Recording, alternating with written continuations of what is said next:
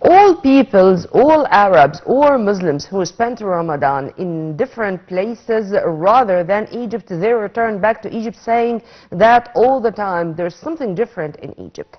And Ramadan in Egypt is a different story, not only with the sites but even with our habits, with the Egyptians, how they are receiving Ramadan and how they spend the nights of the holy month. Where to go in Ramadan? This is something we are going to discover with our dear guest via phone, Dr. Ahmed Nour, our historian and researcher. Thank you very much for being with us, sir, and a very good morning. And happy Ramadan. Yeah, time flies in Ramadan, and I cannot imagine that it's only 1 week and we are going to celebrate Eid. But before Eid, tell us more about the most important sites which we can spend wonderful nights in the holy month. You know, in this month, like you mentioned, we have some habits, especially in Ramadan, with this decoration of the mosques and the houses and the lights for the minarets, the domes of Ramadan. Special kind of foods that we prepare usually in Ramadan, and the people are going to spend this moment of the breakfast by the end of the day, and they choose some places like, for example, in Cairo. For this moment, they usually we can go to some special places like this open area of Al Hussein Square between the famous mosque of Al Hussein and Al Azhar, and to get their breakfast and in this number of restaurants there. After that, to pray in Ramadan, you know that we have a special, after we finish the last prayer, we have a special prayer also, we call it Taraweeh. So we choose some mosques. Each city has some mosque special in this month. Like in Cairo, for example, you see many people, especially the last 10 days of Ramadan, they are going to the mosque of Amr ibn al-As and Al-Hussein and Al-Azhar in Cairo. Other going to Sayyida Nafisa, Sayyida Zainab, especially in these days, as the people feel like spiritual feeling to be in this mosques. Outside of Cairo, in Alexandria, they are going to Al-Mursi, Abu al-Abbas, and Al-Qaid Ibrahim. In Kenya, in the south of Egypt, they are going to Sidi Abdul Rahim Al-Kinawi. In Luxor, they are going to the famous mosque of Abu al-Hajjaj, yeah. Inside the Luxor temple. In Aswan, they are going also, you see the mosque is full of people in El Tabia mosque. In Delta also, in Tanta, they are going in El Suez, they are going to a Pacific, a special place, and a special mosque that each one choose a place, and they will, especially in this last 10 days or last 10 nights, to be in a mosque itself, to feel the spiritual feeling in these days. And if I'm going to mention Al-Mu'azz Street, for example, all over the year, Al-Mu'azz Street is such a unique experience, but in Ramadan it has another taste. True? You are right. In Al-Mu'azz Street, especially at night, it is something different. When we speak about to pray, we mention this mosque and these places, but to get your breakfast in Ramadan, like Al Hussein Square, many people are going to spend the night also in Al-Mu'azz Street. Al-Mu'azz Street is full of mosques, but at night to pray in a place, but to celebrate Ramadan, the people are going to spend in Al-Mu'azz with a restaurant and coffee shop during the night. Some also to hear some traditional music and songs in Ramadan.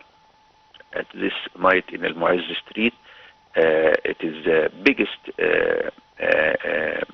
Islamic street in Cairo, full of this monument from the gate to the south or to the north during the monument there with the mosque and the houses, not to visit only from outside at night and to spend the night in this famous restaurant and the coffee shop in this famous street with lights that we have in this street, with the habits, with the celebration. It is one of the most important and the famous places to spend the night of Ramadan there.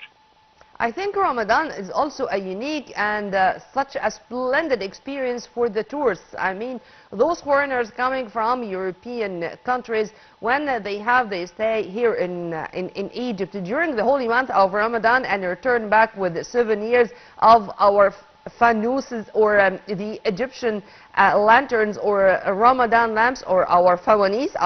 I should call it this way because I think when they come here they learn how to name this lamp. It's the fanus because it's very unique and it's not found in any other country in the whole world. It's our habit.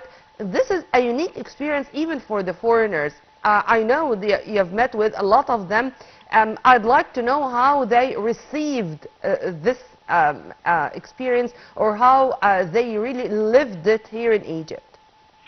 You know that Egypt has some special tradition in Ramadan. Like you mentioned, this decoration of the mosques and the houses with the fawanis, not the lamps. That is the expression that we have in Arabic. And we speak about this habit for the children and kids when they go outside and singing, and each one has his fanus in his hand, and to collect some food and then divide between us. We speak about this habit that still we have it in some village to the north, especially in Delta to the north of Egypt, and also in the south of Egypt.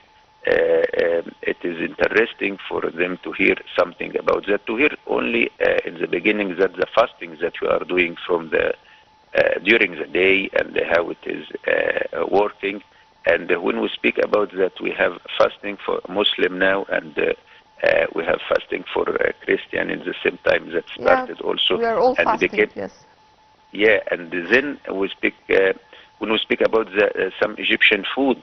First, when we speak about the first thing that we eat in breakfast is dates, and then the food that we prepare in Ramadan, to see this moment of the breakfast by the end of the day, not the morning like they know before, but when you see this moment by the end of the day, when they spend it or spend this moment in open area like Al-Hussein Square, yes, or Sharia Al-Mu'izz, and see the people and this number of restaurants and this fasting people who are waiting this moment for breakfast, and then it is for them it is an important moment to see. And also when after that we'll see the mosques and the houses with the decoration and with the lights, with the decoration Ramadan of all is the going side to remain streets such also. a wonderful experience for Egyptians and for our guests too. Well, Dr. Ahmed Nouruddin, thank you very much for your input, sir. Have a very good day and happy Ramadan once again. Right after the short break, we are going to return back with more, so stay tuned.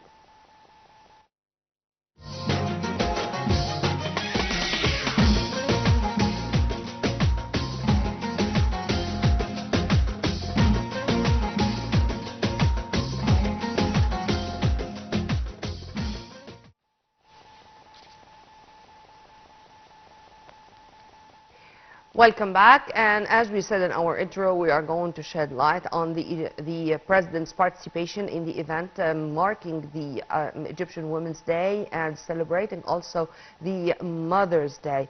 The President was keen to meet with a number of leading Egyptian women executives, including ministers such as the Minister of Planning and International Cooperation, Dr. Rania Al-Mashat, Minister of Social Solidarity, Dr. Maya Morsi, Minister of Local Development, Dr. Manal Awad Mikhail, as well as the president of the Egyptian National Council for Women. And there was such an interactive dialogue between the president and the participants. They tackled a number of issues related to the Egyptian women participation in the political, economic, social, and cultural life. And in fact, the president was keen to address the gathering, expressing full gratitude to the Egyptian women and describing her as the core of all successes. And also, he said that the state is going to continue exerting the utmost efforts to support the Egyptian women in all domains, and particularly to empower her in the economic field. We do have a number of successful stories, and this is going to continue under the leadership of the president. The president was also keen to speak about the drama, the media, and how to represent the Egyptian women having this unique position in our society. He also renewed the Egyptian stance with full rejection to any violence, any form, any type of violence against the Egyptian woman, and to provide her with the safest atmosphere, the safest environment to defend all her rights, taking into consideration that any Egyptian woman raising the new generation in her family, I mean, we're on taking or having the concepts of loyalty, a sense of patriotism, love, tolerance, accepting the other. She is playing a pivotal role in the development of our society, and this is very much appreciated and hailed by the Egyptian states. On top of the list is the president himself, who is all the time keen to describe us as Azimat Misr, or the greats of Egyptian women. The great Egyptian women are going to continue playing this pivotal role, and this is our duty, and this is our sense of loyalty, and this is the way we are expressing our love to our country, to Egypt. Well, by this we come to the end of our episode. Stay tuned on Nile TV International always for more. Many thanks for watching. This was Nermeen Abdurrahman.